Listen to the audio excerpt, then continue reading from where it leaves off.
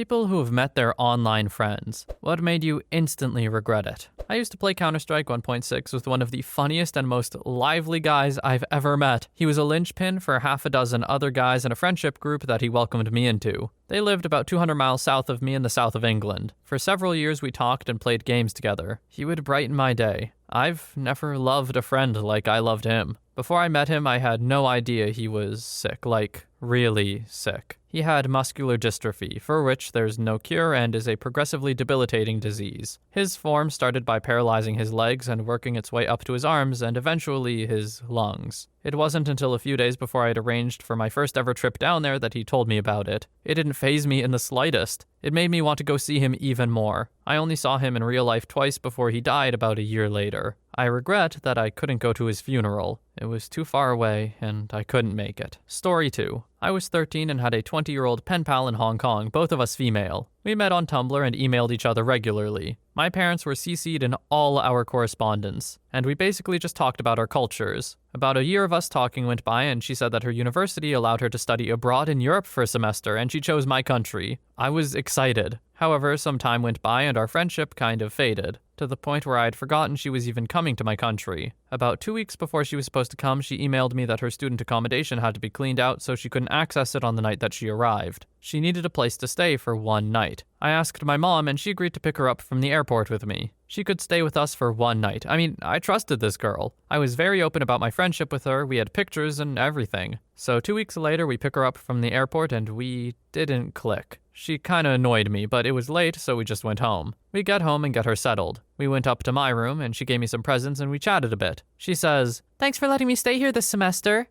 Excuse me, this semester? I asked her, what do you mean? You can stay here tonight. We can see each other during the weekends if you want to hang out, but you can't stay here. She goes quiet and we go to sleep. At this point, I just wanted her to go away, and I got what I wanted. The next morning, I wake up and she is gone. I don't even know how she got out because we lock the doors at night, but she just vanished. We have special locks that you need a key to open, and the key was somewhere else in the house. Yes, I think this is a fire hazard. No, my mom can't be convinced it's unnecessary. Her suitcase was still there. I tried calling her and she didn't pick up. She eventually texted me asking if my mother could drop off her suitcase at a train station 40 minutes away at a certain time. My mother brought the suitcase and that was that. Never saw her or spoke to her again after that. Update. Now that I think about it, I have a theory about why this went down like it did. She most likely put my address down on her visa application as her place of residency during her stay, and needed to stay in my house in case immigration was going to check if she was actually there. Also, for those wondering why she annoyed me, she treated my mother like a taxi driver, and she shot down everything I said to her. She was rude to me until she gave me the presents. After which, she directly started talking about staying with me the whole semester. She didn't want to talk to me after I said that I told her she could stay for one night on that exact date. I told her we could discuss it with my parents in the morning. Her and my English were both great. We had discussed specific dates. Story 3. When I was 14, I had an online friend 2 states away who was 14 as well. He and his mom took a trip to see me, and the first thing we did when we saw each other was run full speed at one another. Our heads bounced off each other and I chipped my tooth and broke his braces. I'm pretty sure his front tooth was also loose and had to go to the dentist to fix it. Story 4. May not regret it, but it gave me years of depression.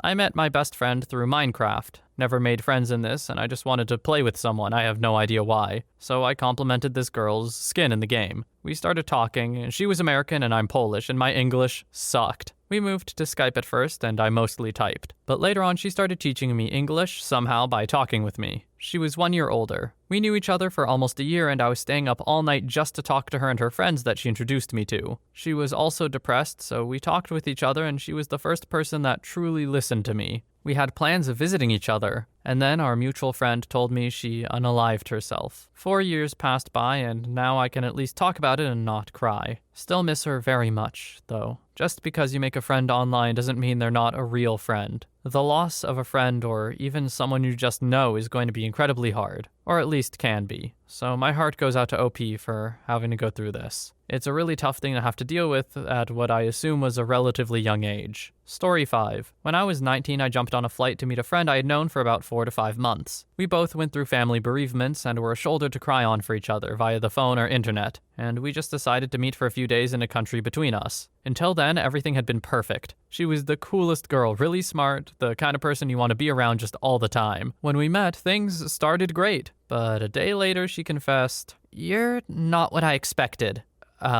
What? 19 years old and not very confident, this knocked me sideways. "I don't know, just, you seem different." I never hid who I was before we met. I was completely open, and it put a real sour taste on the rest of my time with her. Instead of chatting nonstop and watching Jackass on TV in the hotel at night, we went quiet and straight to sleep and ate in silence. I put as much effort as I could into it, but I still never got to the bottom of how I was different. We went our separate ways, texted for a few days, and then never spoke again. Now this is just brutal. Like, what do you mean you're not what I expected? Oh, that would absolutely crush me, OP. That's really strange. Story 6. It was my friend Kate who befriended this girl, Jessica, who allowed us to come and stay with her when we traveled to the US. Jessica was rude to me instantly and kept my friend away from me. I would go upstairs and she would find a reason for them to go downstairs. She had Kate share her bedroom and she would lock the door for hours, so I'd just go off and do my own thing. We met her two odd friends and they both ignored me. When it was time for Kate and I to move on to another state, Jessica insisted on coming with us. The lady we stayed with in another state, Robin, took no crap and called Jessica out on her strange behavior. Jessica proceeded to lock herself into a room and demanded Kate stay in there with her. They were in there all day, and eventually Kate came out and said to me that there's something wrong with the Jessica and she's actually scared. We, Kate and I, had plans to stay with another online friend, Matt, in another state, and Jessica demanded we cancel because she doesn't like or trust Matt. We said no. This is our holiday and we've paid for flights. And Jessica said that she will come with us, but we can't meet up with Matt. We said no. She cried. We left. Kate blocked her on everything. Kate's mother called us not long after, saying Jessica contacted her crying, saying Kate is in danger and we abandoned Jessica, and she's so concerned for my friend's safety. Edit to add. As I recall, she claimed to be concerned about Matt and basically wanted Kate's mom to tell us to stay with Jessica. It was actually incredibly scary. Kate found out later from another girl, Jane, they all knew each other from a forum, that Jessica had been telling everyone they were in love and had even slept together. I don't know how much of that is true, but I've known Kate for 20 years and she's never identified as anything but straight. She denied it 100%. Jessica was just obsessed with her. And months later, Kate heard Jessica telling everyone that she was saving money to come to our country to find Kate. She never did, thankfully. Other than the time spent with this girl, we had a great holiday and made some good friends. I still talk to Matt, he's great. Story 7. He got freakishly obsessive and possessive. Met online through a fandom. After a few years, the fandom pretty much fell apart, but a handful of us stayed friends because we actually had a fair amount in common. D was very normal. The rest of the group seemed to love him. About 4 years after just being online mates, we met in person, and it went fine. We interacted a lot on Facebook and Instagram, and I hit a really busy period in my life, but managed to squeeze in a Christmas get-together at my place for my little group of friends, including D. After that, my online activity decreased drastically due to being busy, and when I managed to get on Facebook, I noticed that most of the group were no longer friends with D. Weird, but whatever. I checked my messenger and saw message after message after message asking why I wasn't responding. What was I doing? Could we arrange a meetup, etc.? I explained I was super busy and it was also coming up to the anniversary of my mom's death, so just give me some time. We'll see about meeting up another time. He said, "Oh, yeah, I forgot about the anniversary. You can have that day, but I expect a response after that." Yeah, screw that. I blocked him. So he sent email after email after email asking me, "What's your freaking problem? What the frick do you think you're doing?" So I blocked his email too. After 3 very peaceful weeks, there was a knock on my door. It was D, and he had a 6-page letter detailing why we had to be friends. I shut the door, used an anonymous email thing to tell him if he ever contacted me again / showed up at my door, I would call the police. Went on Facebook and told everyone, including the remaining 2 mutual friends, about it all, and requesting the mutuals not share anything about me / my life and actively discourage him from attempting to make contact. The friends who had long since unfriended him started messaging me that they stopped talking to him because of how creepy he was being in private messages about me. Always asking if they knew what I was doing, had I talked to them, was I seeing anyone, was I actually busy because he was convinced I wasn't, etc. In return, I told them how he'd been trying to convince me to stop being friends with them because, according to him, they were all sorts of horrible things, and that they were incredibly jealous and hated how close he and I were. I assumed he was butthurt because they stopped talking to him, so was just making up a bunch of crap about these people who had always been perfectly nice to me. One incredibly weird occurrence just before this all happened was me telling a mutual on Facebook that I was heading to the aquarium in London with my daughter. Mutual friend was also in London that day with their daughter. Maybe we could grab a coffee / let the kids play in the park for a bit. I checked my messages later that evening and D was incredibly upset because he had waited at the Farringdon station exit for 2 hours so he could come to the aquarium too, and I didn't show up. We did not get off at that station, but one that was 2 stops after and closer to where we were going.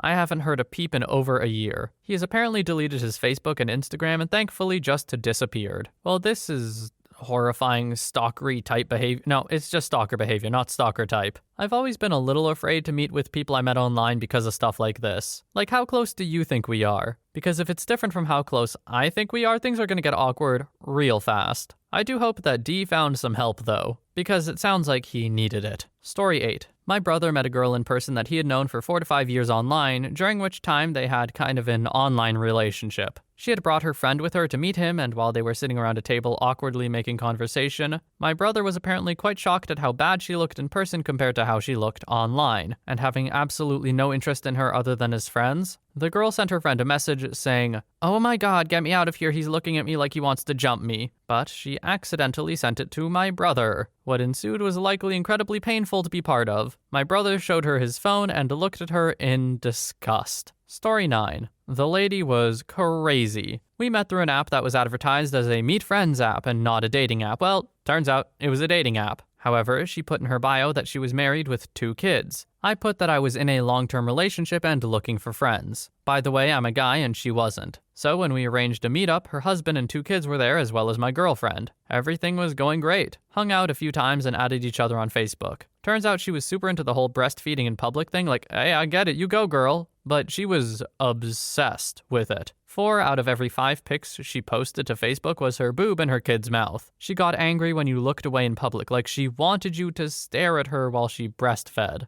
Just got to the point that I was super uncomfortable with it and moved on. Story 10. I have a weird story about a lesbian I met online and eventually IRL. For reference, I'm a bi girl. We started talking after I made a comment on a lesbian forum about being a single lesbian mom. I still didn't know if I was bi or a lesbian at the time. We started messaging a lot, hundreds of texts a day. This included frisky texting and trading nudes a lot too. But she was obsessed with my daughter, like almost demanding pictures of her and updates on her. Eventually, we arranged to meet up. When we finally see each other in person, she looks shocked and asks where my daughter was. Being babysat by mom so we can have a date. I could tell this put her off a bit. After our date, we start hooking up at my place. Even then, she was still asking about her. After this, can I meet her? Would you let me babysit? Do you think she'll start calling me mommy? I was like, chill, she's 1.5. This combined with her being obsessed with my daughter's stuff, including stealing a pacifier, a dirty onesie, going through the diaper pail, I decided this lady is crazy. She ended up stalking me for a while, but I was moving back in with my mom anyway, so I managed to escape. Story 11. Not instant regret, but did make me realize things could have gone badly if this friend hadn't been a good human. I used to play Halo 2 with a guy whose gamertag I always thought was hilarious. He just said it was what Xbox randomly assigned him when he let XBL choose his username. That has nothing to do with how the event went though. We were playing Halo one day and I made some off-the-wall comment about how bad traffic was due to them redoing one of our local roads. He said his town was redoing a lot of roads too. I think I had a friend over or coming over and I forgot to mute my mic and said the road he lived on, asking when he had to leave / come over. Again, this was 15 years ago, a little fuzzy. So anyway, this dude was like, holy crap, do you live in XYZ? And I told him, yeah. Turns out he lived like 5 miles away from me on the other side of town. We met up. I was about 11 or 12 at the time and he was 17. He went and bought me a burger and milkshake while we chatted. Pretty cool dude from what I remember. But when I got home, I thought about how different that could have been if he wasn't just some high schooler trying to make a kid's night with a burger and a shake. Yeah, this is a potential close call, OP.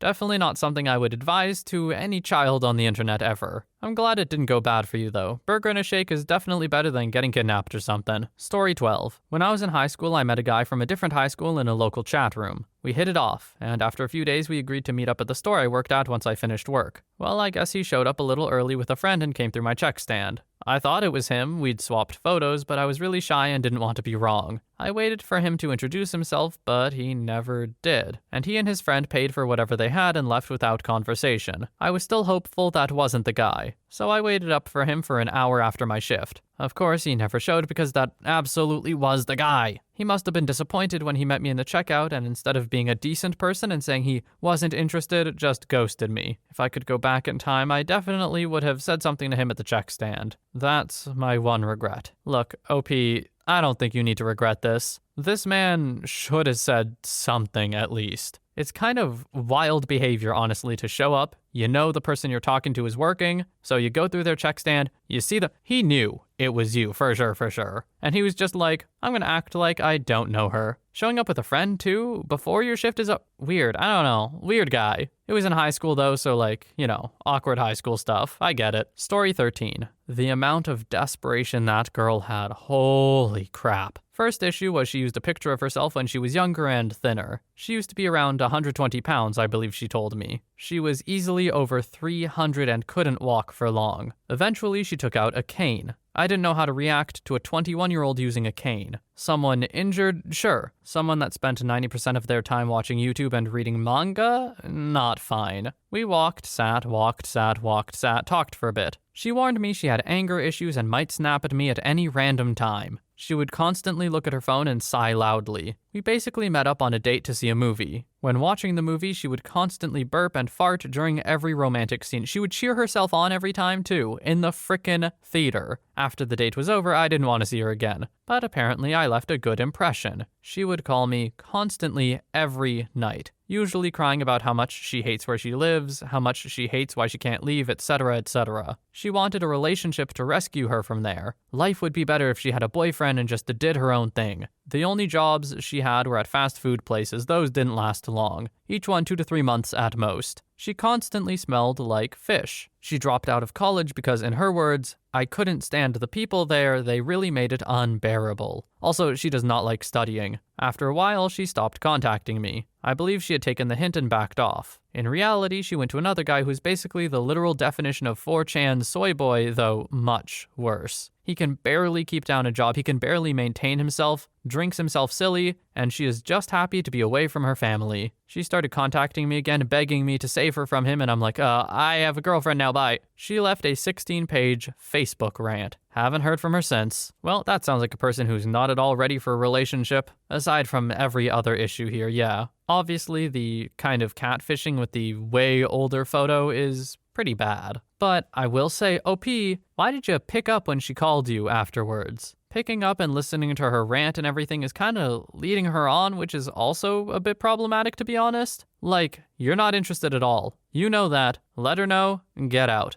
That simple. Obviously, I know it's harder in the moment. I'm not going to be too harsh on you for that. But really, you did kind of lead her on, and that's not great either. Anyway, hope she's doing better now, is at least happier with herself, because it seemed like she wasn't. Story 14. Met my best friend at the time on League of Legends. After talking every day for 3 years, I ended up moving to a state much closer to him, so we decided to finally meet. We talked before about all the things we would do together and how awesome it would be. I loved him so much. He was there for me through so much and just was a wonderful friend. He had a new girlfriend at the time of our meetup and he brought her along with him. I had no problem with this because I would love to meet the woman who makes him happy. It was abundantly clear from the get-go she wasn't a real big fan of me. I did my best to be kind and still had tons of fun. I didn't hear from my friend much after that. A mutual good friend of ours messaged me, and when I asked about my best friend, they said that his girlfriend was telling people I was basically an awful person for whatever reason. 3 years later, and he's engaged to this woman, and I'm happy for him, but I haven't spoken to him in those 3 years. I still miss him every day, and I wish I could be there for him on his wedding day.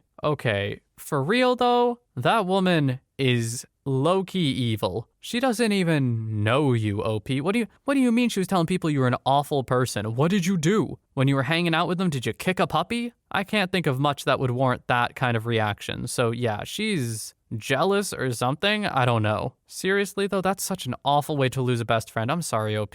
That really does suck. Anyway, that's all the time we have for stories today. Sorry to end it on kind of a downer, but I mean, it's a thread of regrets. What do you expect? Have any of you ever met someone you met online in real life? How'd that go? Let me know in the comments. But for now, thank you so much for watching. I hope you have a wonderful day or night wherever you are, and I'll see you in the next one.